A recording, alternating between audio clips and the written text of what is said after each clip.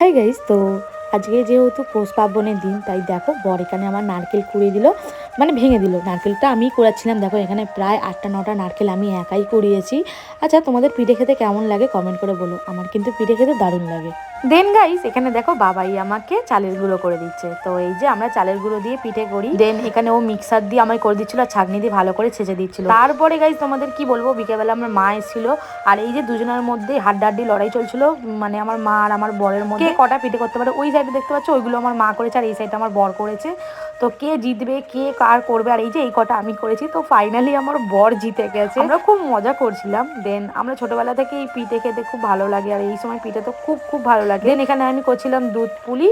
আমি 3 ধরনের পিঠে করেছি, দুধ পুলি, পাটিসাপটা আর তোমার ভাপা পুলি করেছি।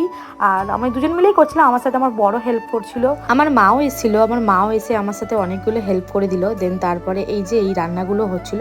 তারপরে রাতের বেলা আমি কাজ করছিলাম বলে ও বিছনা করে দিচ্ছিল। তো চলো খাওয়া যাক। আচ্ছা জানো তো, এই দিনকে না আমাদের একটা নিয়ম থাকে, এই শ্বশুর বাড়িতে আছে এই যে ধানের শীষগুলো না দেওয়া হয়। তোমাদের কি দেওয়া হয় কিনা কমেন্টে জানিও। চলো আজকের মতো বাই।